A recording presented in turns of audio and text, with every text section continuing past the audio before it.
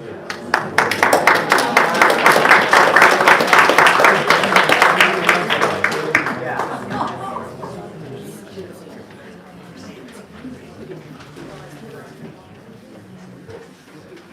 morning. Good morning. And welcome to the Unitarian Universalist Congregation of the Shenandoah Valley. My name is Susan Hurley, and I'm a member of the Board of Trustees. As a reminder, please silence your cell phones. I want to just quickly remind you that Dave Lamont will be in the pulpit next Sunday. And if you don't know Dave, he is a local singer-songwriter and mostly activist. He's in our community. He lives about 2 minutes away from here, and he's very well known. He's a dynamic speaker.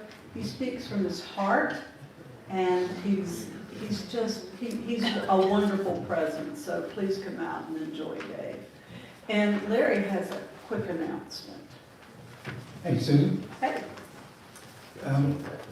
For those who missed it, we had a great kickoff to our canvas last night. Thanks to Dan and Jim and Evan for setting that up. Carol. And Carol. And Carol. Oh, with all the food. How can you miss Carol? The food was wonderful. So we've now kicked off our canvas. For those who are sitting there going, what is a canvas? Every year around this time, we have what? I don't know, somebody's waving at me. We have a time when we raise money for our, what we used to call the pledge, we call it the canvas. And if you would like to get in on that early, there are these little forms you can fill out. They're in the back table there when you go out in the foyer at the end of the day. Pick one up, you can fill it out. Today, if you want, you can fill it out and drop it in the little box that's next to them. Or you can bring it next week, or you can send it to me, or you can email me and just say this is what I want to do. And we'll get this thing going. And if you fill it out early, we won't bother you. Yeah, right. Otherwise you're going to get calls every night. So. Okay, thanks. Do you need this?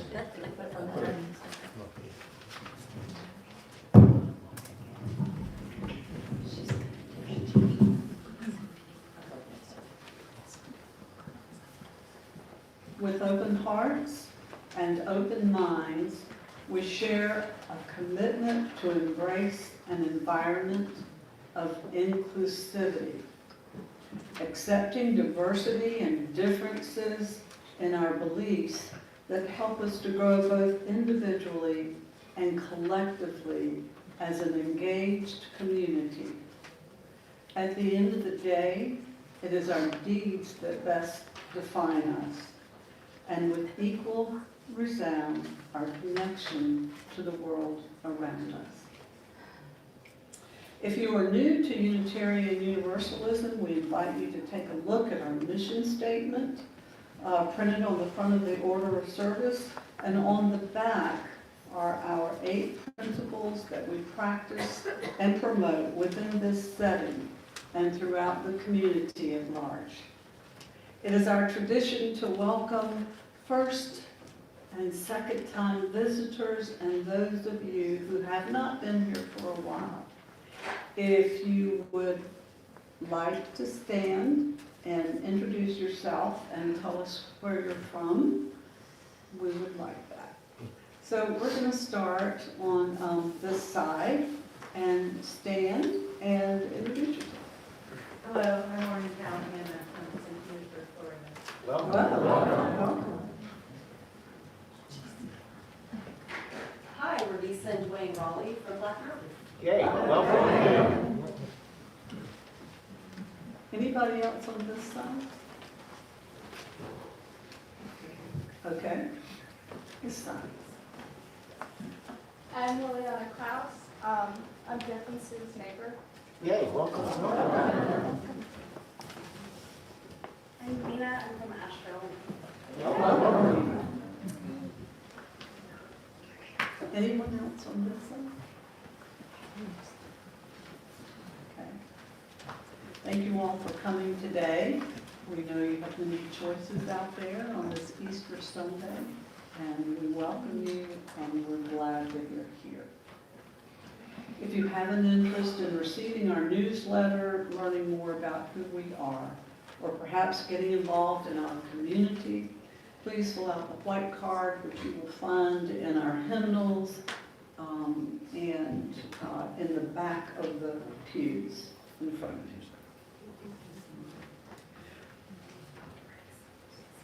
The cards can also be placed in the collection plate or on the foyer table. We also have those involved with the membership committee identified with an orange name tag. So if you would like to speak to them, this is an orange name tag. I don't have my name tag, but feel free to speak to me. Yes. And this is Carol and Andy, and just drop by and say hello if you have any questions. We end this part of our service with respect that the land we are on today was and remains the ancestral home of the Cherokee Indian and other indigenous people. Through their stewardship, understanding, and conservation, survived and still thrive in this land. We acknowledge their enduring connection to their homeland. Let's begin our service.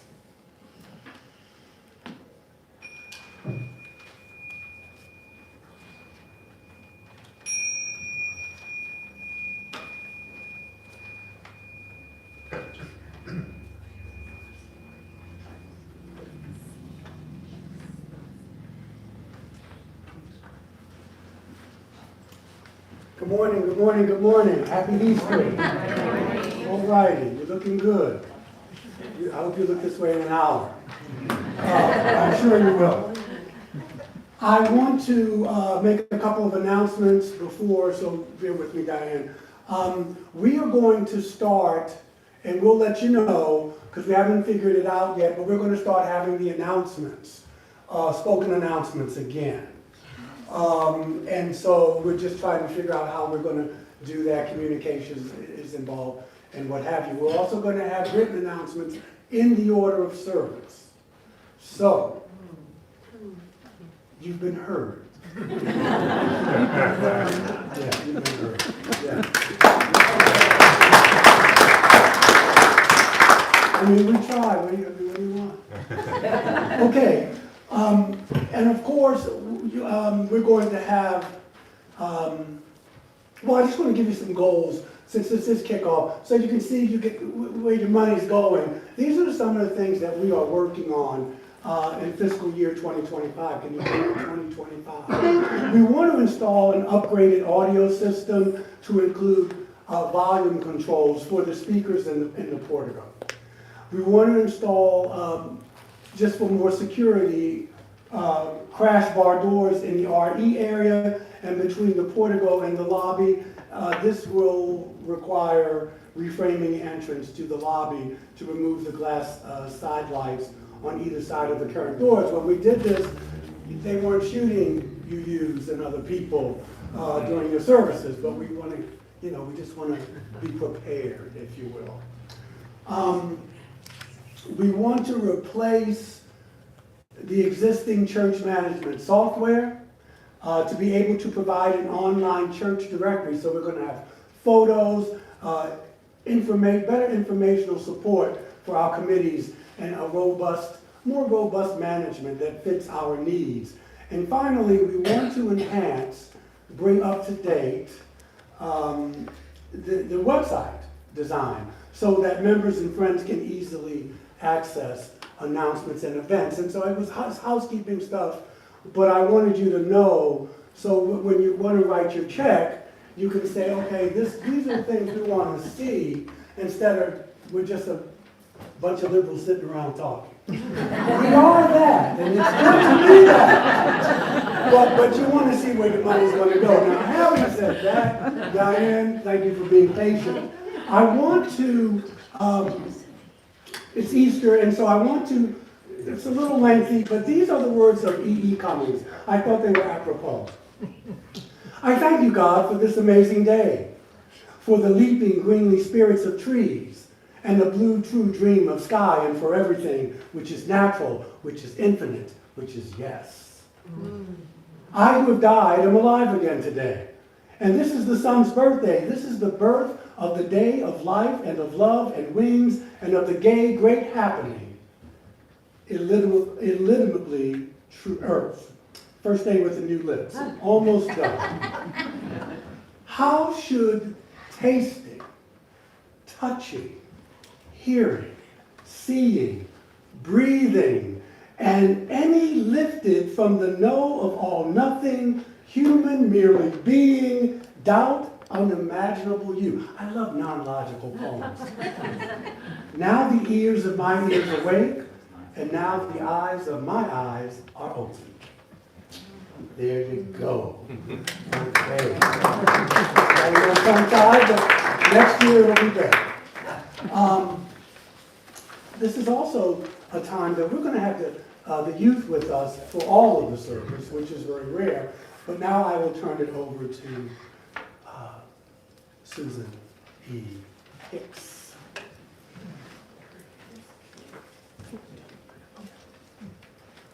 I think this is something, it is. Good morning. Good morning. I'm going to take a moment and get myself situated if you don't mind.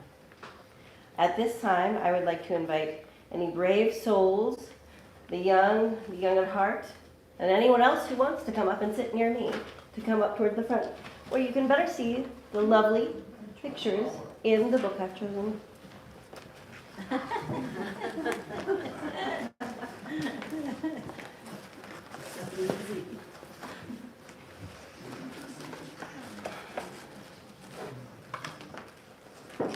So there's a lot going on this morning.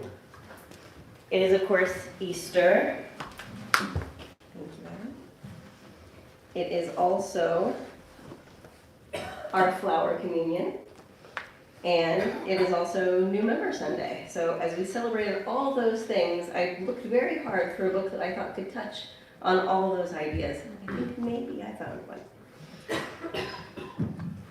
So this is Lois Ellert's Planting a Rainbow. My props are not agreeing with me. Planting a Rainbow by Lois Ellert.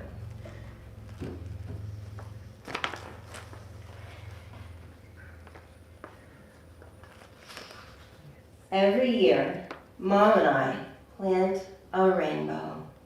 Oh. In the fall, we buy some bulbs and plant them in the ground.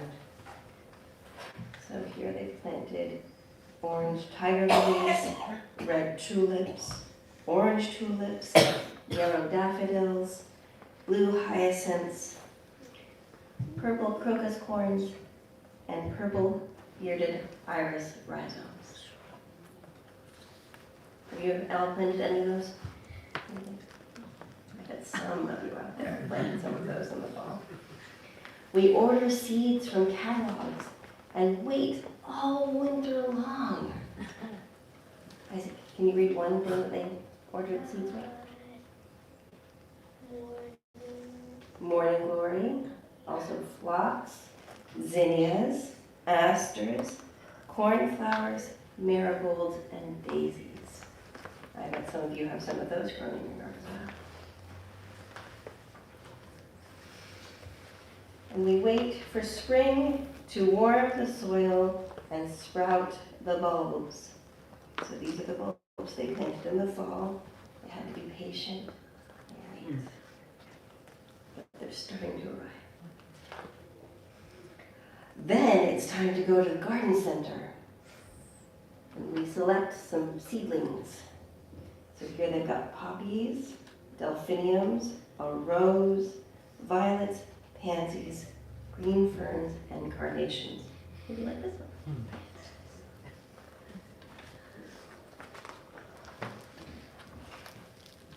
We sow the seeds and we set the plants in soil.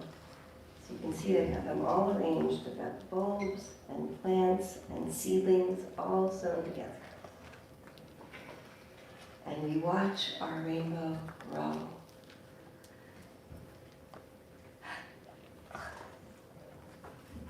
And grow.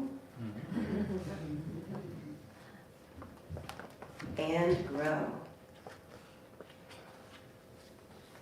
We have some red flowers.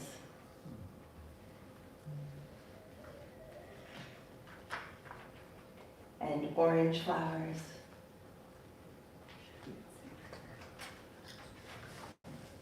And some yellow blooms.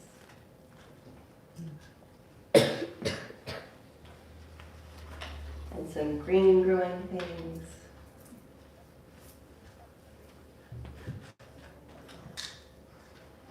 And some blue flowers. It's bound to happen.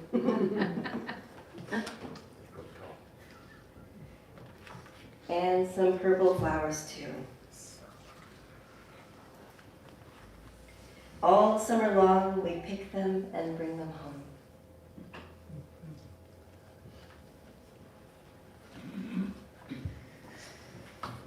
And when summer is over, we know we can always grow our rainbow again next year. That was planted.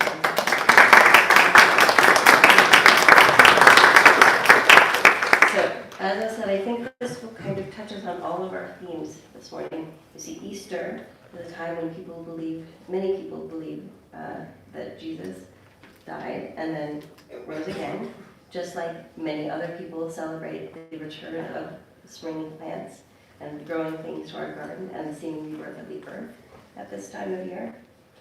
The flower communion that we'll be celebrating this morning comes from a Unitarian minister named Norbert Chapek. I read his story to you all last year, so some of you may remember, but for those who don't know, he was a Unitarian minister who wanted a simple, accessible way to celebrate the beauty and diversity of the congregation. And so that is what our flower communion today symbolizes. And of course, as we add new members, we welcome in new people to our garden, and we celebrate the joy and the variety of those people new to our community. So I think that this is a wonderful convergence of all these beautiful things to celebrate. I'm going to take one more moment and light a candle today as well for a little bit of diversity in the world and an acknowledgement that today is International Transgender Visibility Day. So thank you very much for joining me.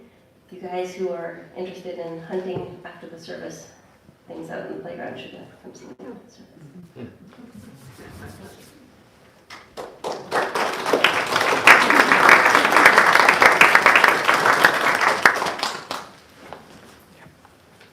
Thank you, Susan. So, we want to let Carol do these honors. I'm getting ready to just go on a roll. This is Carol Black. Hi, I'm Carol Black. I'm standing in for Jackie Franklin, who is having health issues. She is the chair of the membership committee. I would like to call forward any new members who have not been officially welcomed since we did it last February. So if you would come forward and stand in the front here. Yeah, just In front let of the us see altar. your beautiful faces and that's right.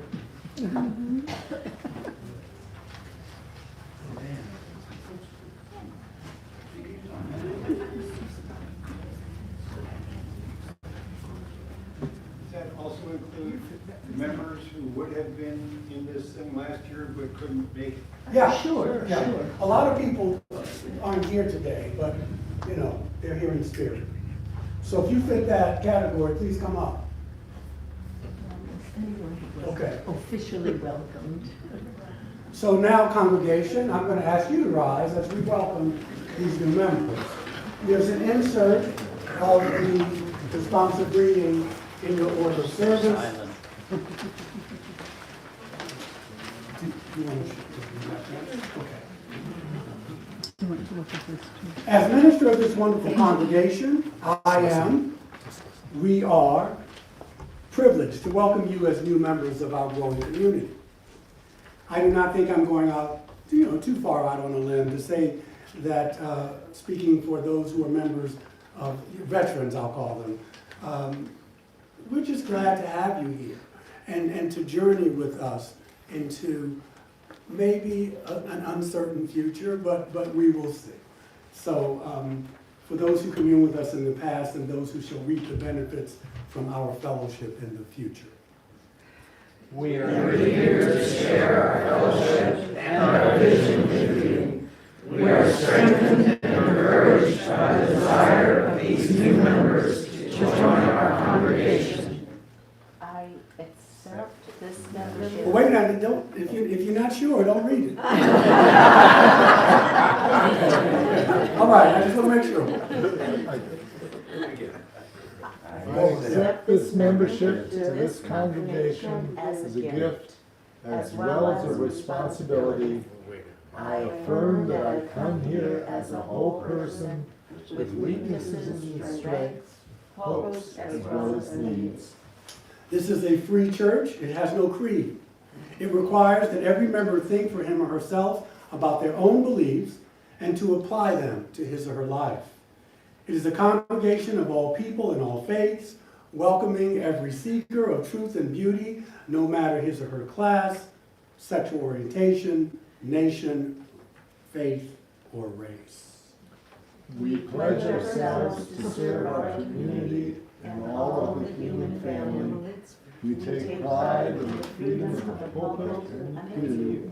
We cherish and respect this. We need not think alike to love alike.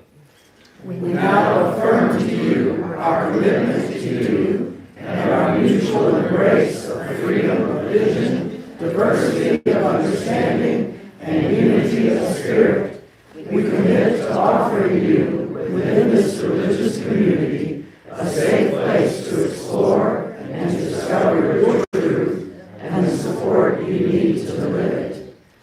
Love is the doctrine of the church, the quest for truth is sacrament, and service is prayer. This is our great covenant, to dwell together in peace, to seek truth and love, and to bear witness in the world to the healing and transforming power of unity. Thank you very much.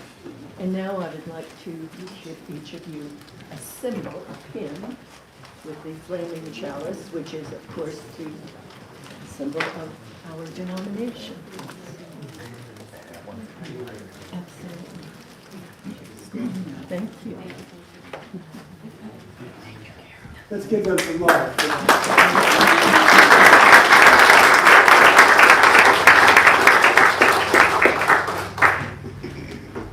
They may not know what they've just done. I think we have to support them. Does that start with forgive them, Lord, for they know So they not know not what they do.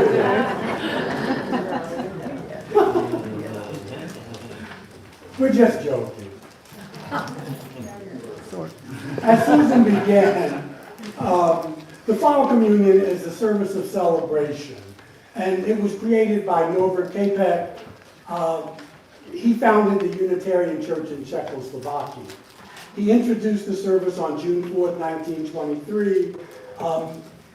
He wanted a format that would not alienate any who had forsaken other religious traditions, with the bread and the wine. It was unacceptable to members of this congregation because they had a very strong reaction against Catholicism. It was brought to the United States in 1940 by his wife, Mahavi Capek. She was born in Czechoslovakia. She later found out that he was killed in a Nazi concentration camp. And so that's the history of what we're about to do. So, it is about acknowledging the diversity that we see out here with the different flowers and the different ideas that make up our denomination and our congregation, the plurality of thought, et cetera, et cetera, et cetera. Reminding you that we are a diverse congregation, just not racial. And that's pretty much been the history of UUism for over 200 years. We have more diverse racial congregations in different areas of the United States, but this is probably what most of our churches look like.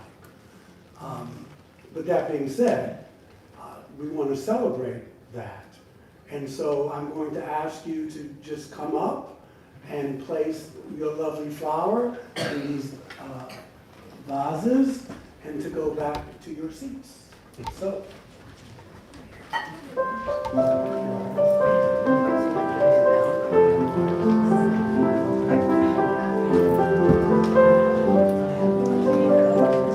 The one that we're bringing out.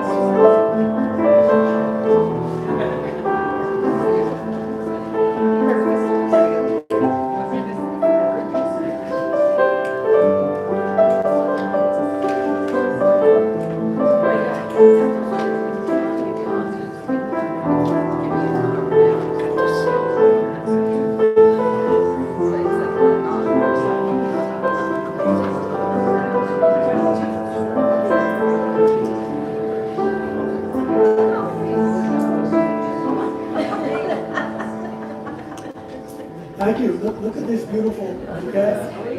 Isn't it gorgeous?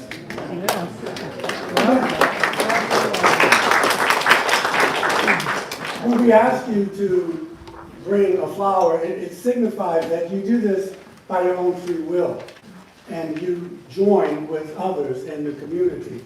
And so I just want to leave you with this blessing. May the blessing of the flowers be upon you.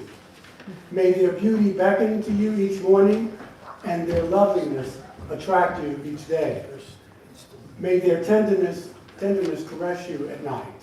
May they dedicate their petals to make you more of a gentle person and their eyes, and make your eyes more aware of the beauty around you. May their stems make you sturdy, and may their reaching out make you care. But you already do that, but it sounded nice. I'm not telling you anything new. So now guess what? We can sing our opening hymn. We won't do this again next year, but it was fun. So please rise as you are willing and able and join in singing hymn number 12. O light that makes all things new.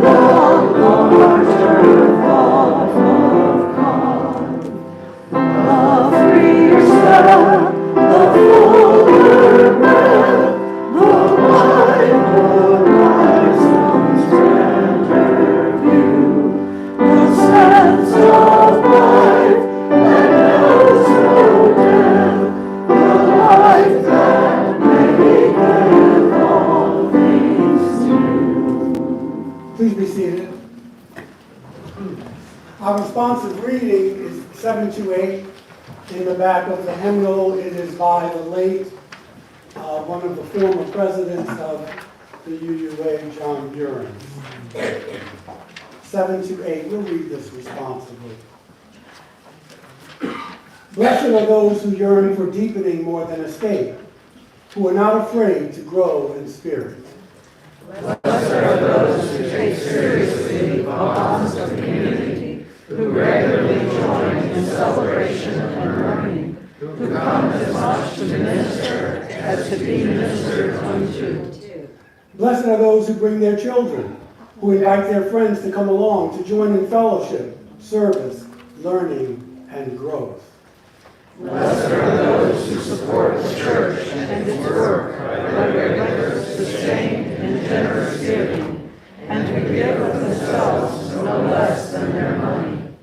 Blessed are those who know that the church is often imperfect, yet rather than harbor feelings of anger or disappointment, bring their concerns and needs to the attention of the church leaders. Blessed are those who, when asked to serve, do it gladly, who realize that change is brought about through human mediating, who do the work of committees and stay to the end. Should we read that again? No. We should read the whole thing over again for the next, but we're human, right? Blessed are those who speak their minds in meetings, who can take and give criticism, who keep alive their sense of humor.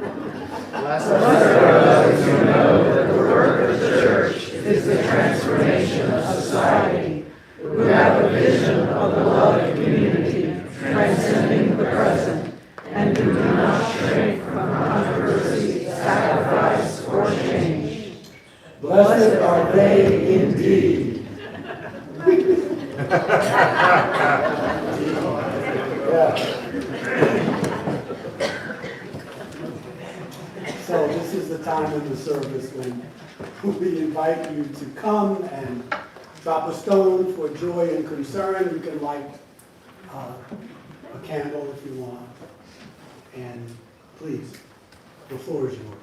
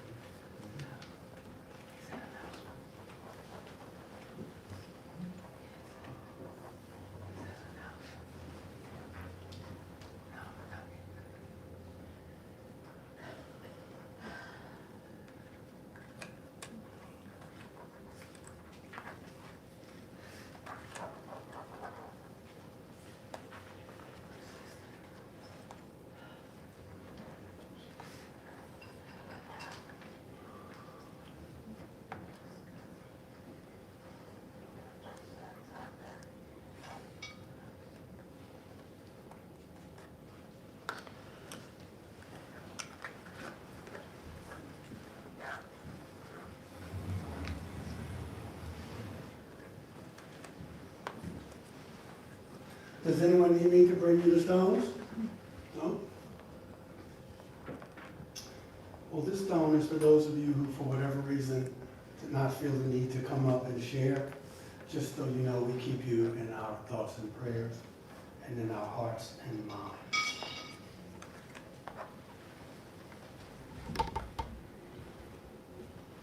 Please center yourselves as you usually do and join in the spirit of prayer and meditation. This is called Celebrating Brave Persistence. It's from the book Thanks Be for These, Meditations on Life and Death by Brother Richard Gilbert. We'll have a time of quiet as we usually do. This Easter morning we celebrate human courage. To call to mind in song and story one man's life and death. To remember treasured words and unforgettable deeds.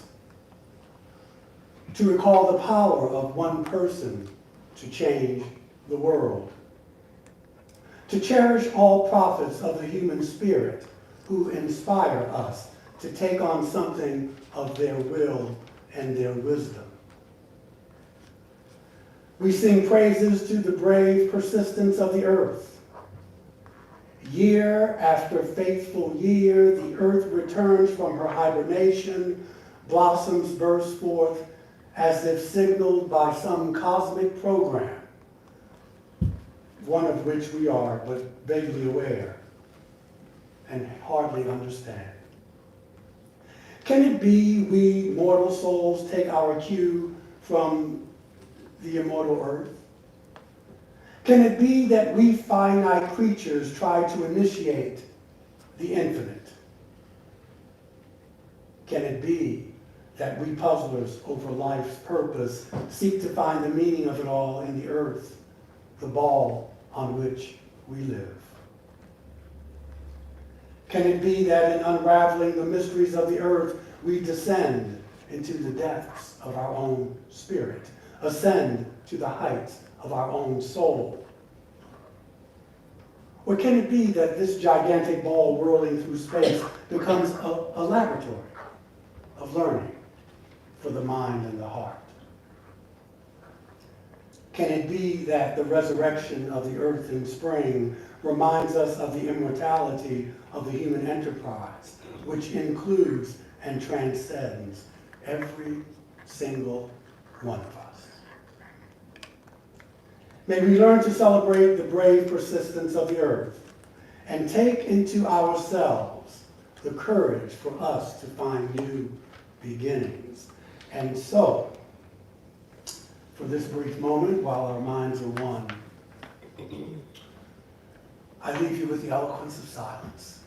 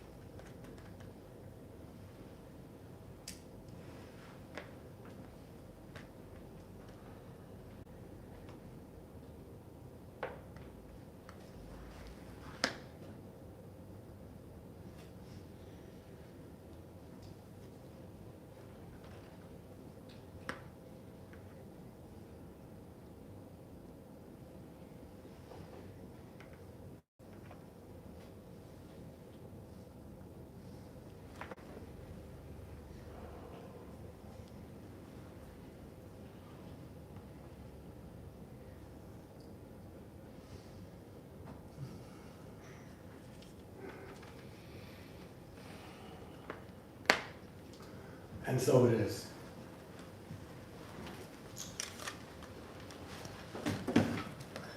You hear me say it over and over again from my favorite philosopher, William James, that the greatest use of life is to spend it on something that will outlast it. And in that spirit, we now collect this morning's offering.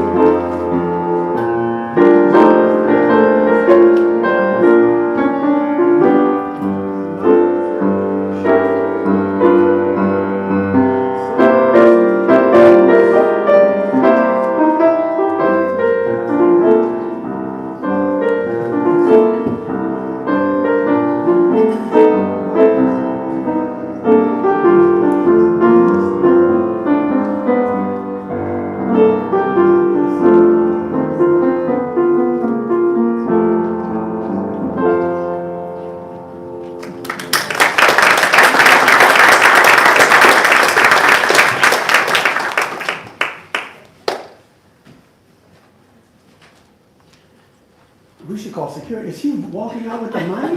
Marley? She went out the door? Oh my Lord. On Easter Sunday. Thank you. Okay. Wow. Okay, Marley. Costa Rica. She was Well, this is the first time since I've been here that we've had all this busyness. I don't think we're going to do it next year, even though we did pretty well. And so I'm grateful for that. I want to share, I wish a lot of the other new members were here, but you know, you can't control all these things. So for those of you who are here, I'm going to try to get in a little bit of the Easter story, what you've gotten into, which is a good thing. And then we will go on to what it means to be a member here. Each of us this morning has a different theological perspective that has brought you here today, and not to our brothers and sisters, you know, on the avenue. About the holiday that we call Easter. That is to be expected, and in my mind, that is the beauty of our tradition. And I don't want you to ever forget that. I want you to keep it in mind. I want you to also keep in mind that it's not so much the goal of our different journeys, individually or collectively speaking, but goals are important. But what is most important is the kind of people we become while we traverse on this journey. That's what's important. And obviously, most of you already know or have found out, as Joseph Campbell reminds us, that when you're traveling on a path and it looks like your goal is getting further and further away, you get it. That what? The journey is the goal. However, questions remain. Questions such as, what kind of people are we becoming because of our beliefs? By our fruits others shall know us, and we shall know them. So in the preface to the first English edition of a book called I was going to say prophecy, but that's for another time. The Philosophy of Civilization by Albert Schweitzer, who was a Unitarian. And he also wrote a wonderful book at the time on the historical Jesus. The book states that nothing of real value in this world is ever accomplished without two things: enthusiasm and self-sacrifice. The word enthusiasm is always important, and especially here, the etymology of the word stems from the Greek, enthusiamos, which means to be inspired, or entheos. And of course, in their words, entheos means inspiration from God. The Greeks, not all, but Plato, especially, who I draw from a lot, who got some of his wisdom from India, believed in reincarnation, and he believed in the gods. And he believed in what quantum physics is just realizing. Now, this is 2,700 years ago. I'll unpack it a little bit if we have time.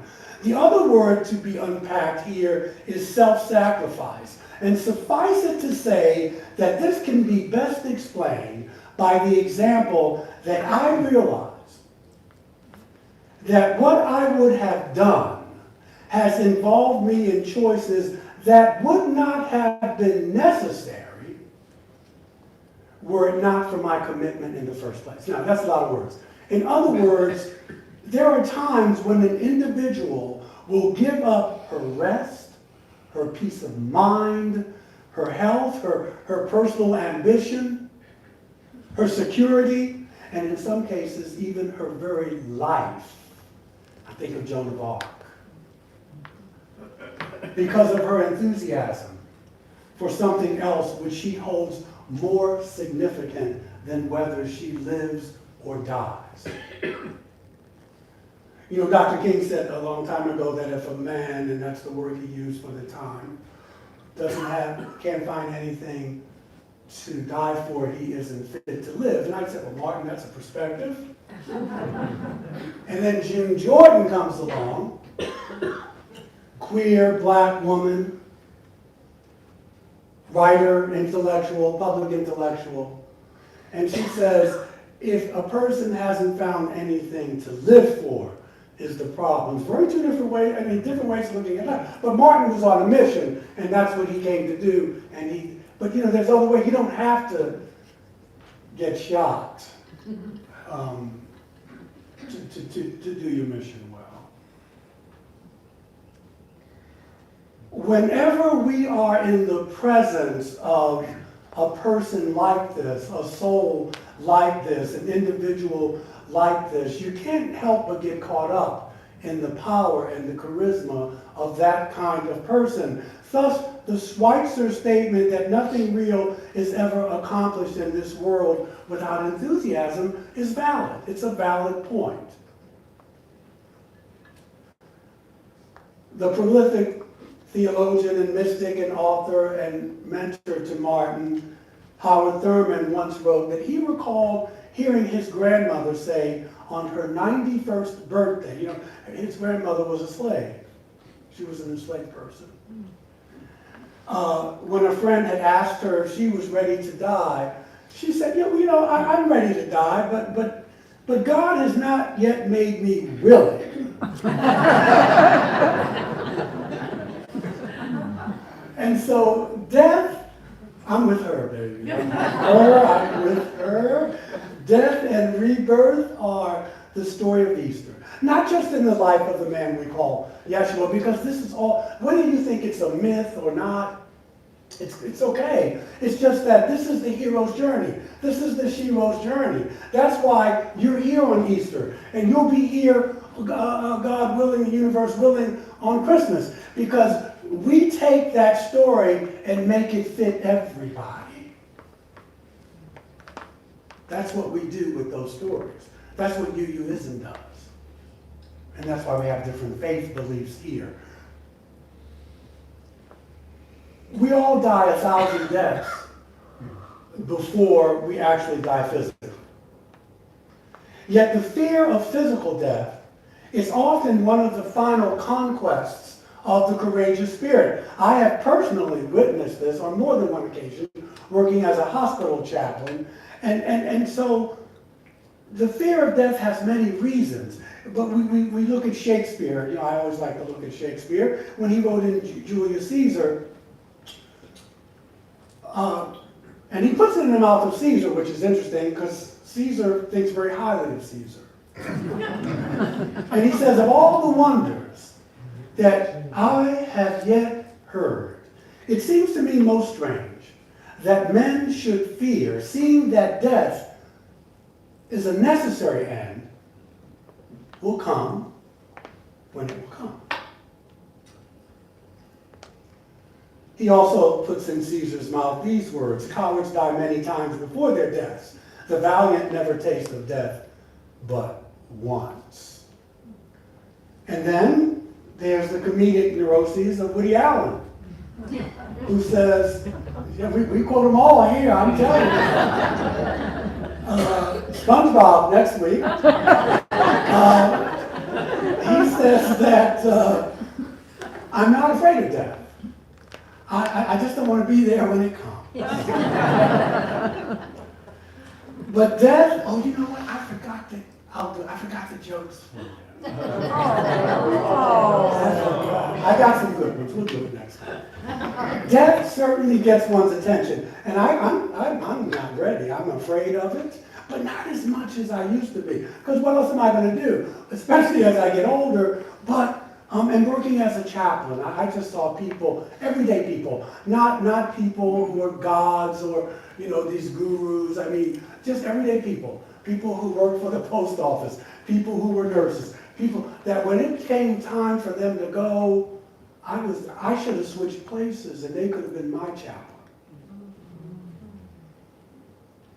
One of the significant reasons about the fear of death is the fact that there is something which seems too final and absolute about the separation that death implies. And we all know intellectually, Einstein's, that energy cannot be created or destroyed. It can only be transmuted and transformed to some other thing. I mean, we get that. That's science.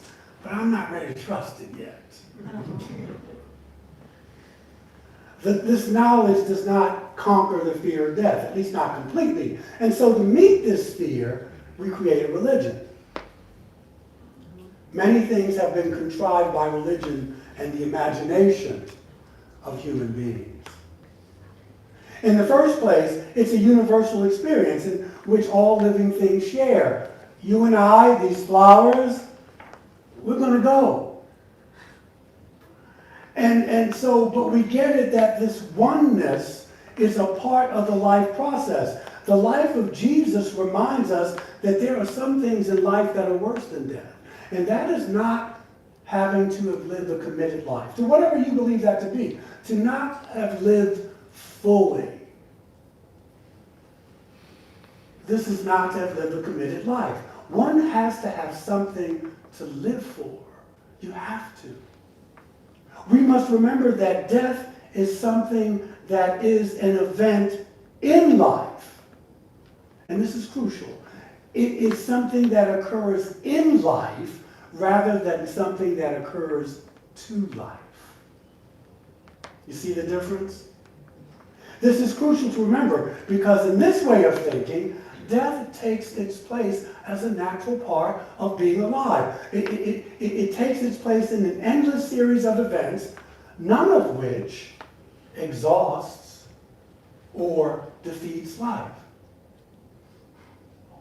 This is the basis of the belief in life after death. The form varies, but the issue is basically the same. And so the wonderful thing that may be possible about our encounter with death, ours or our loved ones or people we know, is that when an individual discovers about the meaning of life as it is lived,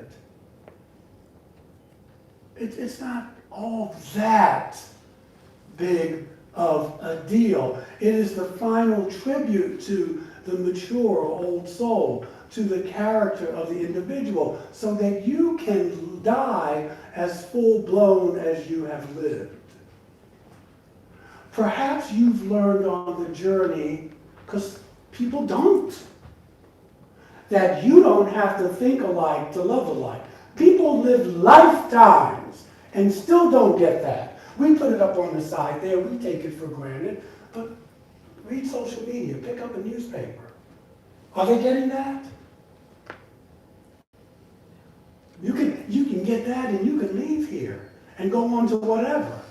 But you got some. But people don't. Perhaps one has learned on the journey that what I was seeking outside myself was already here. You can go your whole life and not get that.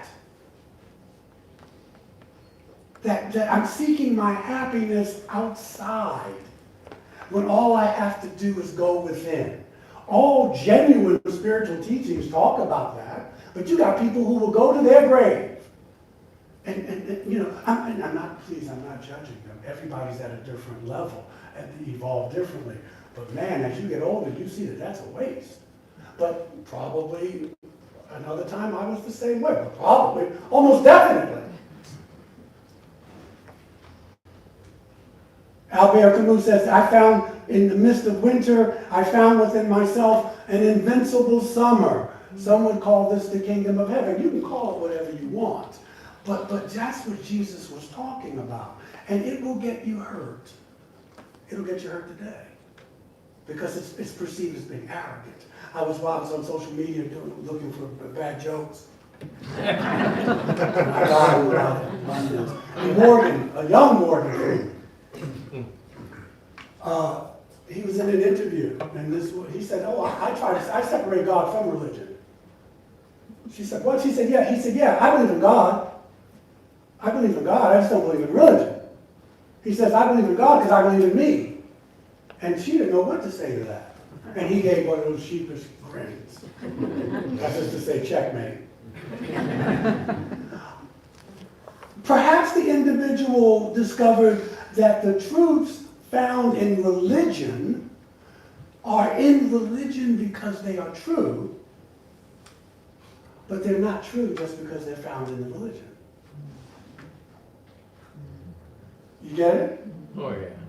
It's true because it's in the religion, but it's not in the religion because it's true.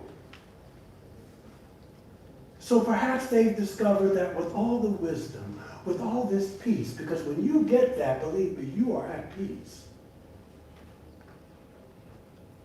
the Christians call it the peace that passes all understanding. You can call it this everlasting love. One can truly ask the question, if I get that, then who or what should I be afraid of? I mean, really. What should I fear? And when you walk the world like that, you are an enemy of the state. You are a problem. Because I can't mold you. I can't. You are free. And you can look through history. We're talking about one person today. The state doesn't know what to do with that. I don't know what to do with that. Such an individual goes down to their grave with a shout of authenticity, a shout of integrity, a shout of one who has learned to live and to love well. That's the end of that part.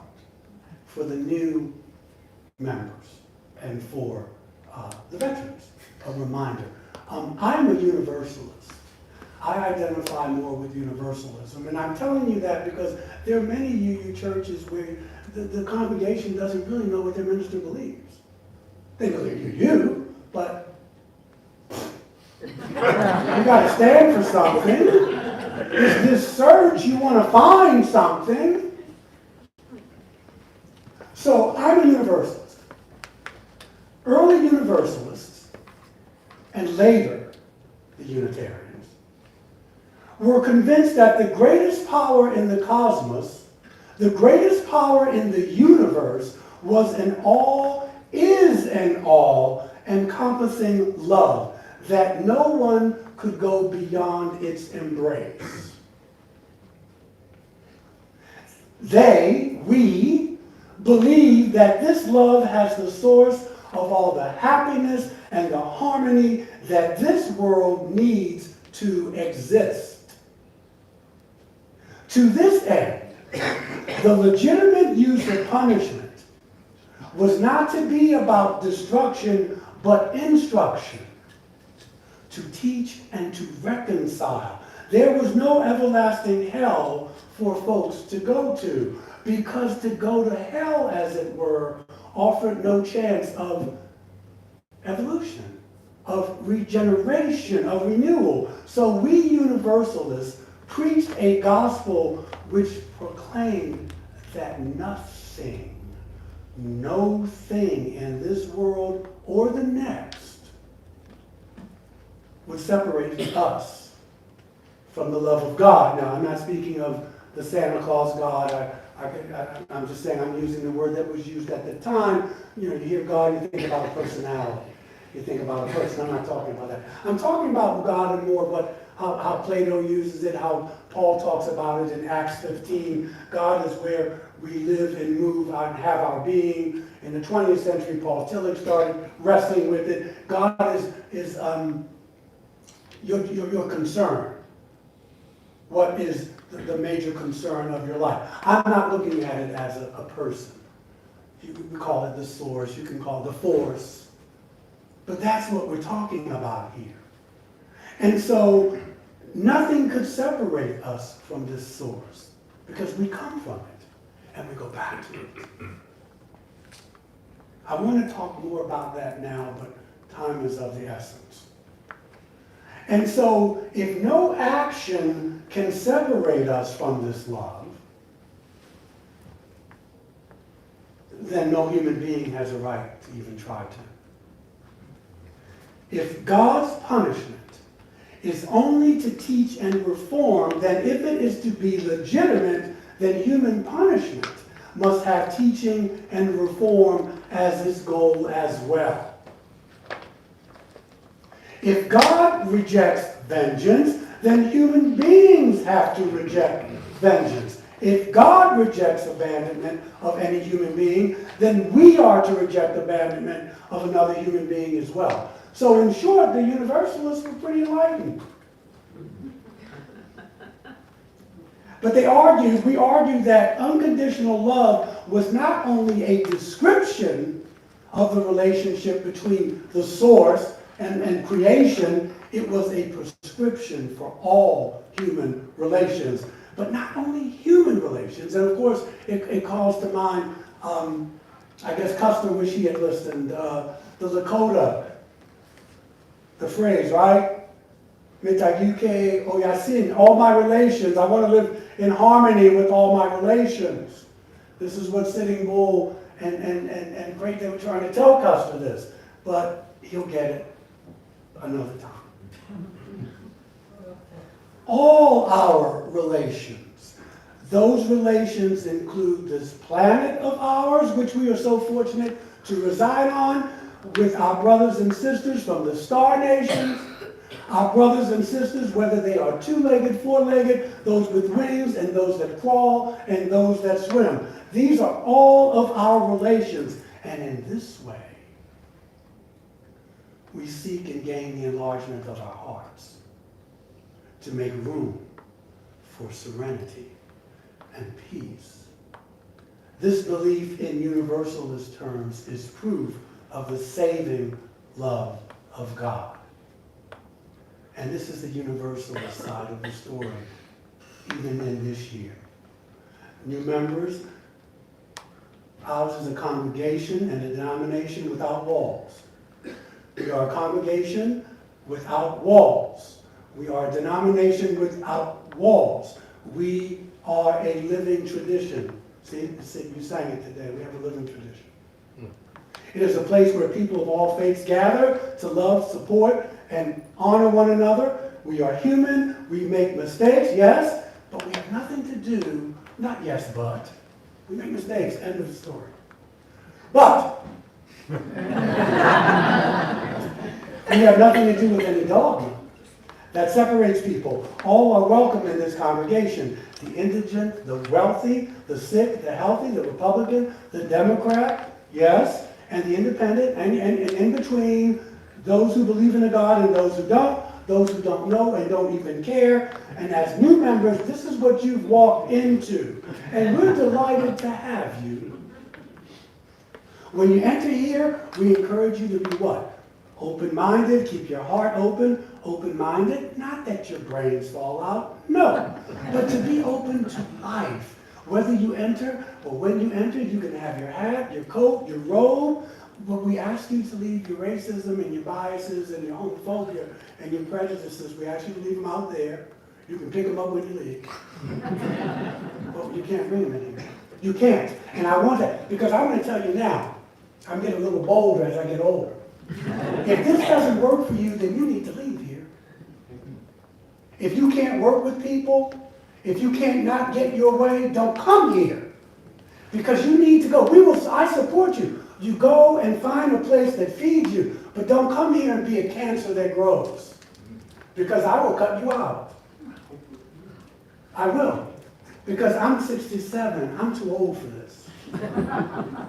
I'm serious. Because people think you can come here and if you get your way or you don't get your way, find someplace else. Because we're on a mission. We're on a mission.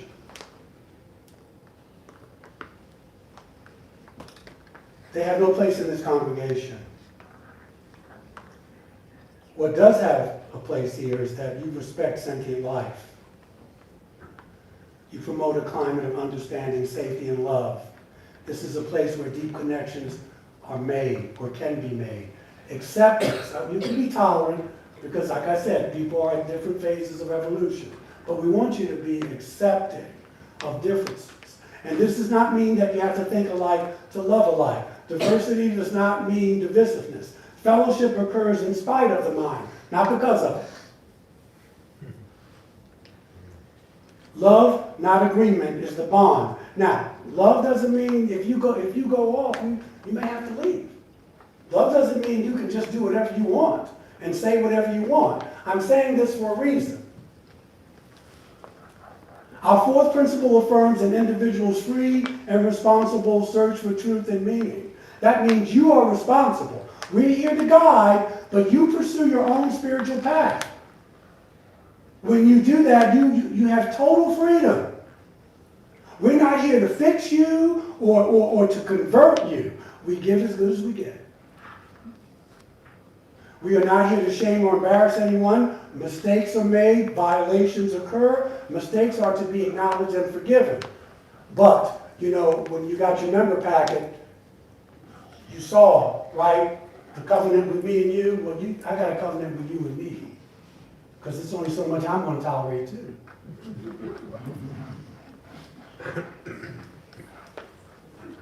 It takes courage to disagree.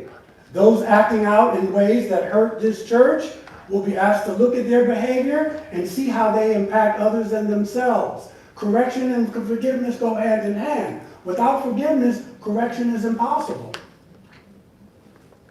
And without correction, forgiveness is incomplete. But it doesn't give you a free pass. I'm feeling myself this morning, but I got reasons. I just want you to know that some people don't like change. It was a certain way. It's not that way anymore. You can wait till I retire. You can come on back. But we're not happy. Our fifth principle affirms the right of conscience and the use of the democratic process. This refers to church governance, but not always. Almost done. We have a board of trustees. Winston Churchill said that democracy is the worst form of government, but we don't have any other better. Well, we do. You can go to Sweden or whatever. Democratic socialism. Democracy is not so much, because democracy only really works when you're in the majority. If you're not in the majority, each and every year you're going to get shot down. We need to just keep that in mind. Democracy is not so much about agreement as it is respect of different points of view. You can have a different point of view, and we want you to be heard. Ideas must be heard, but this doesn't mean that you're going to get your way. You got to put your big boy and big girl pants on. This requires the foresight to maintain an environment of equality. It's not easy. This is what we strive for. UU polity and governance always lies in the hands of the congregation. My ministerial style is this: you take it. And by that I mean, as a minister, my job is to help foster the congregation and where it needs to go or where it says it wants to go. You run the church. I work for you. So you got to take care. You got to say, where do I want to go? You can't say, Ro, you take care of it. You can't say, Jim, you take care of it. You can't say, Evan, you take care of it. You better not say, Michael, you take care of it. It's your church. It's yours. Where you want to go? Where you want to go? I'm here to help you get there. From a spiritual / religious point of view. I'm going to ask you what your heart is about. You want to be an activist? That's great. What's behind that? You got some anger you need to get rid of? You want to control some people? Or is it just this is what you want to do? I'm using that as an example. Don't get angry if you're not. These are just a few of the goals that we have. Obviously, you've got good taste, otherwise you wouldn't be here. Obviously, you resonate with what we stand for. Those 8 principles, that's why you're here. And that's why we're here. So the meaning of Easter for UUs, the meaning of you joining this congregation is because on some level, you believe that you can raise the dead. You don't seek the living among the dead. Remember, Jesus said, don't seek, at the end he said, well, we're looking for Jesus. Well, he's alive, man. He's alive. Why are you looking here? Go on down there. Go to Galilee. He told you to meet him in Galilee. Whether you believe the story or not is not the issue. You must believe you can raise the dead. That's why you're here. You believe in rebirth. You believe you can create a new life. So that way we all rise from the dead. The traditional cry of he lives is now we live. We live. This is a living congregation. This is a living tradition. This is the congregation without walls. We're delighted to have you. Welcome home. Let's get out of here.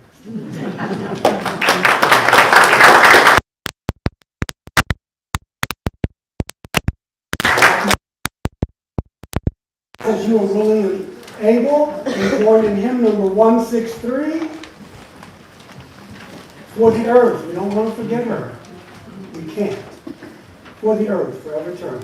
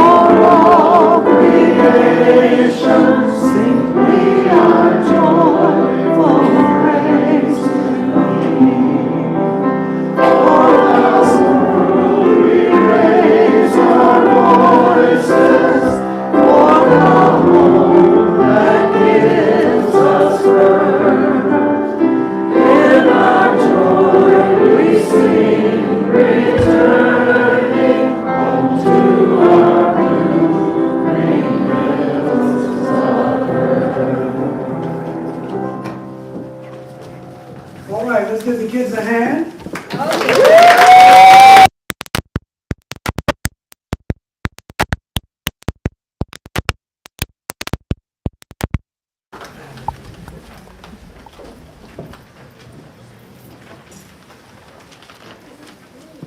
All right, may the love which overcomes all differences and heals all wounds, puts to flight all of our fears, reconciles us with each other, yada, yada, yada. But let it be with us, and let's live it, and let it be among us. Here now, Easter Sunday, onward. Have a wonderful day. Happy Easter.